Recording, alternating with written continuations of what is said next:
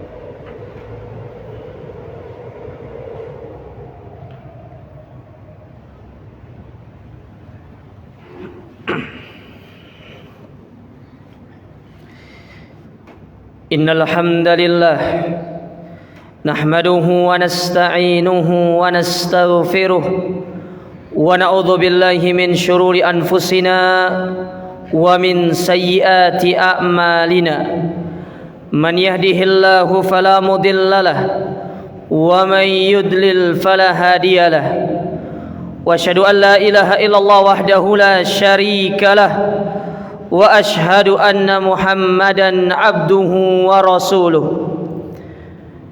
يا أيها الذين آمنوا اتقوا الله حق تقاته ولا تموتن إلا وأنتم مسلمون يا أيها الذين آمنوا اتقوا الله وقولوا قولا سديدا يصلح لكم أعمالكم ويغفر لكم ذنوبكم ومن يطع الله ورسوله فقد فاز فوزا عظيما أما بعد فإن أحسن الكلام كلام الله وأحسن الهدى هدى محمد صلى الله عليه وعلى آله وسلم وشر الأمور محدثاتها فإن كل محدثة بدعة وكل بدعة ضلالة وكل ضلالة في النار.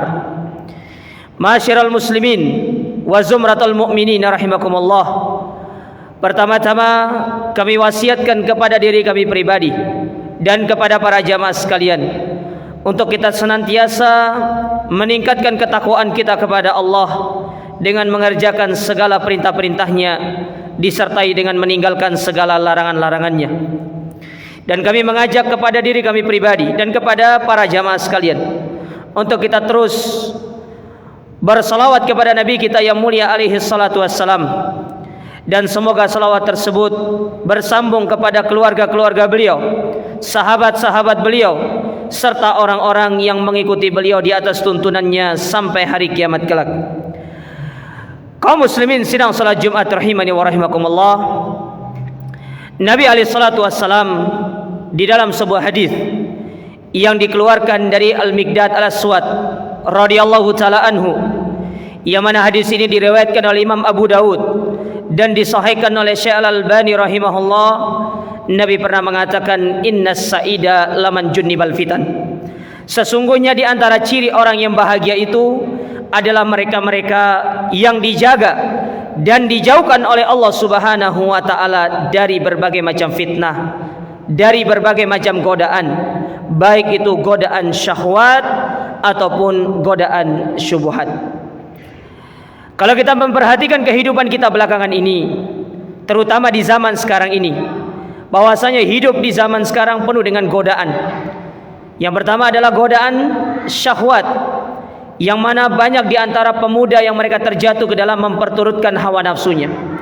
Tidak hanya itu, begitu pula orang-orang yang sudah usia senja, mereka tidak sedikit pula terjatuh ke dalam perkara-perkara syahwat. Dan fitnah yang kedua atau godaan yang kedua, yang ini tidak kalah dahsyatnya yang menimpa kaum muslimin sekarang ini, yaitu godaan dari sisi asyubuhat. Banyaknya doktrinisasi ataupun dogma-dogma, pola pikir beragama yang menyimpang dari Al-Quran dan Sunnah Nabi Sallallahu Alaihi Wasallam. Oleh karenanya Nabi SAW dalam hadis tadi mengisyaratkan kebahagiaan itu ketika kita dijaga oleh Allah dari kedua hal ini. Yang pertama dijaga dari syahwat, dan yang kedua kita dijaga oleh Allah dari perkara-perkara asyubuhat. Oleh karenanya para ulama mereka menyebutkan kepada kita di antara kiat yang bisa kita upayakan, yang bisa kita lakukan supaya kita ini semasa hidup di atas muka bumi ini kita bisa selamat dari kedua godaan ini, sehingga tatkala kita meninggalkan dunia ini kita benar-benar meninggal dalam kondisi sebagai hamba Allah Subhanahu wa taala yang benar-benar bertakwa kepadanya. Yang pertama, ma'asyiral muslimin, di antara kiat yang bisa kita usahakan, yang bisa kita upayakan untuk kita selamat dari godaan syahwat dan syubhat adalah dengan kita senantiasa bertakwa kepada Allah. Itulah kenapa seorang khatib, seorang dai, ketika dia menyampaikan khutbah, menyampaikan ceramah, senantiasa diawali dengan pesan bertakwa kepada Allah. Karena dengan takwa inilah seorang akan bisa selamat dari segala macam godaan, terutama godaan syahwat yang menimpa orang-orang yang masih muda di antara kita tentunya. Allah Subhanahu wa taala berfirman di dalam Al-Qur'an, "Wa may yattaqillaha yaj'al lahu makhraja wa yarzuquhu min haitsu la yahtasib." Barang siapa yang bertakwa kepada Allah, niscaya Allah akan memberikan jalan keluar dari segala problematika, dari segala permasalahan yang dihadapi oleh kaum muslimin. Antum perhatikan ayat ini jamaah sekalian. ketika Allah menyebutkan kata-kata makhraja, Allah tidak menggunakan dalam bentuk yang sifatnya menggunakan alif lam, tapi Allah menggunakan kata ini dalam bentuk nakirah, memiliki tanwin di belakangnya, yang itu menunjukkan jalan keluar itu sesuai dengan permasalahan yang dihadapi oleh setiap individu dari kaum muslimin. Allah akan memberikan jalan keluar sesuai dengan apa yang menjadi permasalahan kita. Kalau kita dalam masalah rizki, Allah berikan rizki. Kalau dalam permasalahan yang sifatnya ilmu, Allah berikan kita ilmu. Kalau itu permasalahan yang sifatnya merupakan perbuatan maksiat, Allah berikan. Dalam keluarga, Allah berikan solusi. Nah, salah satu di antara problematika kehidupan kita sekarang adalah godaan, syahwat. Yang mana syahwat sekarang ini terumbar di mana-mana. Kalau dulu orang ingin melihat syahwat, tinggal dia keluar dari rumahnya, dan itu berusaha. Kalau sekarang tidak. Di dalam rumahnya seorang mampu untuk melihat syahwat orang lain, mampu untuk melihat aurat orang lain, dan itu bisa meningkatkan syahwatnya dia dan bisa menyebabkan dia terfitnah dari sisi syahwatnya. Maka tidak akan ada orang yang bisa selamat dari kondisi seperti ini kecuali orang yang bertakwa kepada Allah, yang senantiasa berserah diri kepada Allah, yang senantiasa merasa takut kepada Allah, yang selalu menanamkan di dalam dirinya muraqabatullah, selalu diawasi oleh Allah. Kenapa kita ini rentan melakukan perbuatan maksiat? Kenapa kita ini rentan melakukan perbuatan dosa? Di antara salah satu sebabnya tidak pernah kita menghadirkan di dalam diri kita ini jamaah rasa kita selalu diawasi oleh Allah dalam setiap amal dan perbuatan kita. Jarang kita hadirkan dalam diri kita. Kita tahunya bahwasanya yang mengawasi kita itu adalah manusia, CCTV manusia, mata-mata manusia. Maka ketahuilah pandangan manusia, CCTV manusia itu semuanya memiliki batasan, ada batasnya, tidak bisa melihat sesuatu yang lebih jauh daripada itu.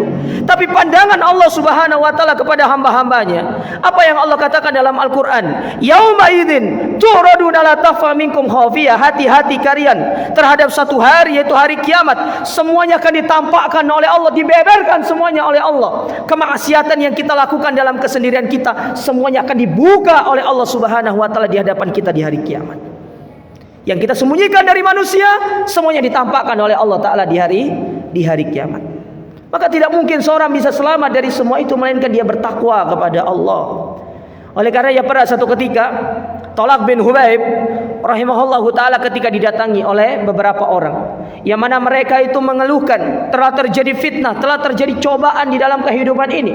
Banyak sekali cobaan-cobaan yang menimpa kita. Di antaranya tadi yaitu cobaan syahwat dan juga cobaan syubhat. Maka beliau memberikan satu solusi, hendaklah engkau menghadapi cobaan itu dengan engkau bertakwa kepada Allah. Hadapilah dengan kita bertakwa kepada Allah, dengan kita menghadirkan rasa muraqabatullah, rasa takut kepada Allah, rasa selalu diawasi oleh Allah, bahwasanya Allah senantiasa memantau kita dalam segala tindakan dan perbuatan kita. Tatkala seorang sudah menghiasi dirinya dengan sifat-sifat yang demikian, itulah yang bisa menyebabkan dia terselamatkan dari yang namanya godaan syahwat dan juga godaan asyubuhat. Ini kiat yang pertama, ma'asyiral muslimin. Kemudian yang kedua, ma'asyiral muslimin, di antara kiat yang bisa kita lakukan untuk kita bisa selamat dari yang namanya godaan syahwat dan syubhat. Kalau poin yang kedua ini lebih dititik beratkan kepada perkara syubhat. Apa itu? Yaitu senantiasa berpegang teguh dengan sunnah Nabi sallallahu alaihi wasallam. Kembali kepada pedoman hidup kita, yaitu Al-Quran dan sunnah Nabi sesuai dengan pemahaman salafus saleh. Al-Imam Malik bin Anas rahimahullah, imam Daril Hijrah, imam kota Madinah, fuqahaul Madinah, orang yang fakih dalam masalah fikih dari kota Madinah. Beliau pernah mengatakan as-sunnatu safinatun Nuh. Sunnah itu ibaratkan perahu Nabi Nuh yang berjalan di tengah banjir yang sangat besar. Lalu apa kata beliau? Faman raqibaha najah, yang bisa menaiki perahu tersebut selamat dari gelombang fitnah itu. Tapi barang siapa yang meninggalkannya, tidak mau menaikinya, enggan untuk mau menaiki perahu tersebut, maka apa kata Nabi Nuh? Faman tarakaha gharik, kalau dia pun meninggalkan perahu tersebut, dia akan tenggelam dan digulung oleh banjir yang sangat besar tersebut. Itulah kondisi kita sekarang. Ketika kita jauh dari Al-Quran, kita jauh dari sunnah Nabi, dari petunjuk Nabi SAW. Padahal 14 abad yang lalu Nabi telah mengatakan, taraktu fikum syai'aini lan tadillu ba'dahuma kitaballahi wa sunnati. Aku tinggalkan dua hal menjadi pedoman hidup kalian. Kalian berpegang teguh selamat, tidak berpegang teguh kalian akan sengsara selama-lamanya. Itu pesan Nabi. Nabi tidak neko-neko orangnya, mengatakan jalan keluar, solusi. yang akan dihadapi oleh umat-umat yang akan datang belakangan setelah Nabi SAW. Beliau tinggalkan dua hal. Yang pertama Al-Quran, yang kedua Sunnah. Pegang keduanya, selamat dunia akhirat. Kita meninggalkan keduanya, maka lihatlah di luar sana betapa banyak orang yang menyimpang dan jauh dari tuntunan Nabi SAW. Mereka tergulung dengan badai-badai fitnah, terutama badai fitnah syubhat yang terjadi di dalam kehidupan kita. Coba lihat, banyak pemuda yang terdogma dengan pemikiran khawarij, dengan pemikiran takfiri, digembosi sedikit, perang, jihad, segala macam. Mereka melakukannya tidak sesuai dengan tuntunan Nabi SAW. Andai mereka berpegang teguh dengan Al-Quran, berpegang teguh dengan Sunnah, sesuai dengan pemahaman Nabi SAW dan para sahabatnya, tidak mungkin mereka akan terjatuh dalam pemikiran demikian. Itulah pentingnya kita berpegang teguh dengan Sunnah Nabi SAW, karena itu merupakan salah satu kiat untuk kita bisa selamat dari fitnah, terutama fitnah yang disebut dengan fitnatu asy-syubhat. Aqulu qouli hadza wa astaghfiru innahu huwal ghafurur rahim.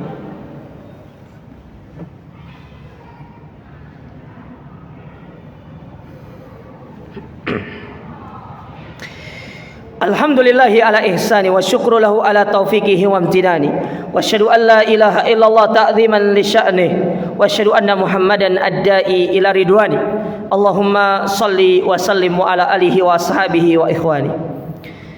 Kemudian yang ketiga, masyiral muslimin yang semoga senantiasa dirahmati Allah, kiat untuk kita bisa selamat dari yang namanya fitnah, godaan, baik itu syahwat ataupun syubhat, adalah dengan kita senantiasa memiliki sifat al-anat, yaitu senantiasa memiliki sifat waspada, tidak tergesa-gesa di dalam kita menyebarkan berita, di dalam kita menyebarkan informasi.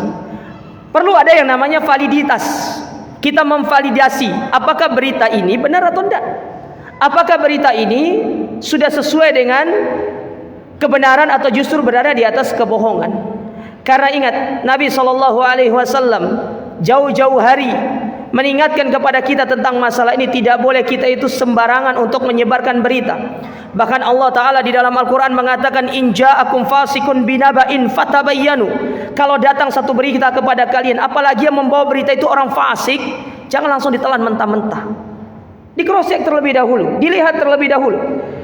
Kebanyakan di zaman sekarang ini, fenomena yang terjadi, kita yang memegang yang namanya alat komunikasi, terutama yang berhubungan melalui media sosial, dapat informasi langsung share, dapat informasi langsung share. Tidak boleh seperti itu. Cross check terlebih dahulu benar atau tidak. Ya, ini sahih atau tidak. Karena tatkala Anda menyebar informasi yang tidak benar, kemudian orang mengikuti informasi itu, siap-siap kita bertanggung jawab di hadapan Allah di hari kiamat. Makanya Ibnu Mas'ud radhiyallahu taala anhu, beliau pernah mengatakan di dalam sebuah nasihat beliau, inna hasatakunu umurun mustabihat.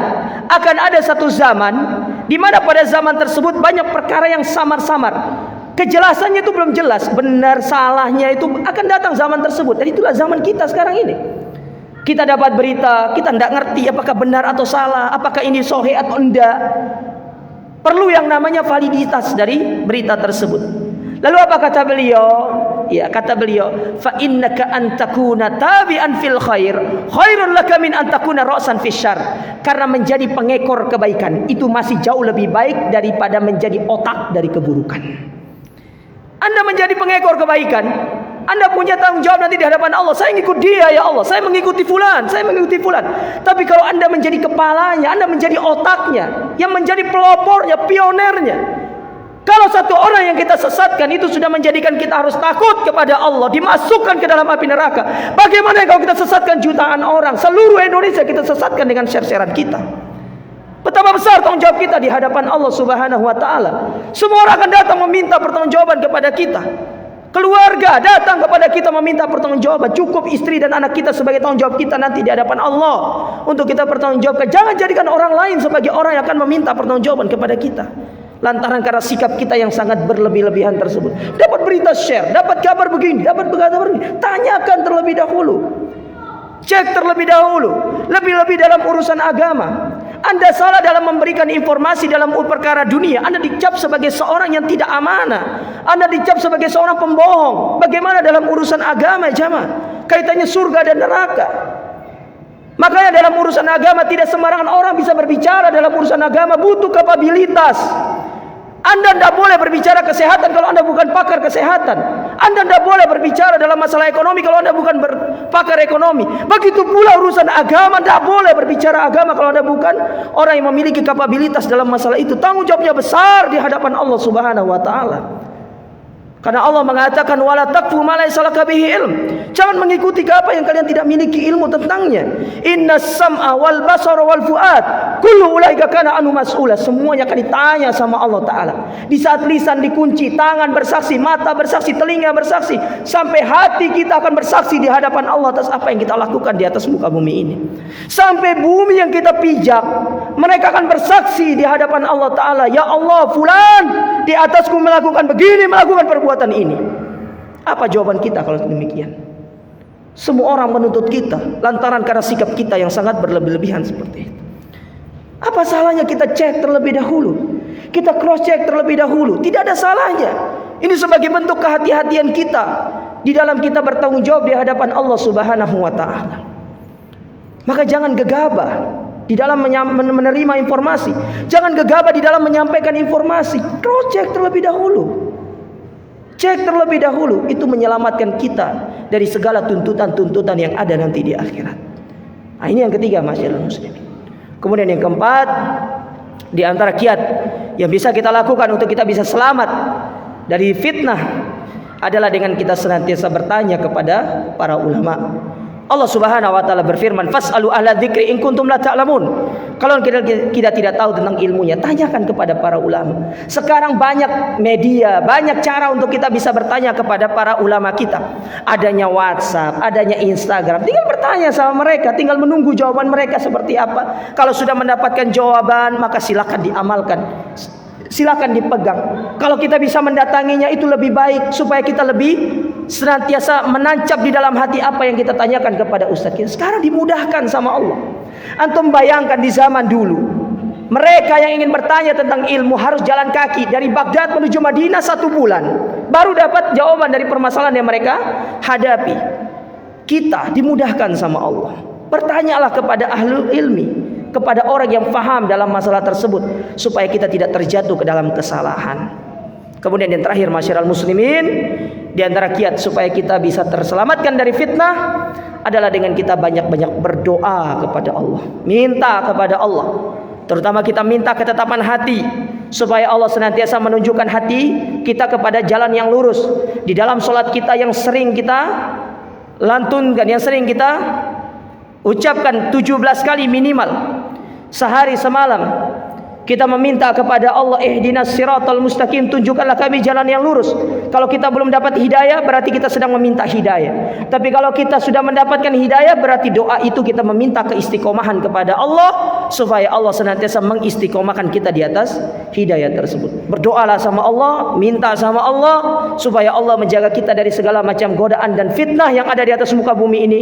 Karena sejatinya mereka-mereka yang bisa selamat dari fitnah itu termasuk ciri-ciri yang akan diselamatkan oleh Allah di dalam akhirat nanti, tatkala kita sudah berada di hadapan Allah Subhanahu wa taala. Ini mungkin yang bisa kami sampaikan, semoga ini bermanfaat dan bisa menjadi nasihat buat diri kami pribadi dan buat antum semuanya, dan semoga ini bisa menjadi pegangan hidup kita untuk kita bisa selamat dari fitnah, dari godaan syahwat ataupun syubhat yang banyak bergentayangan di atas muka bumi ini.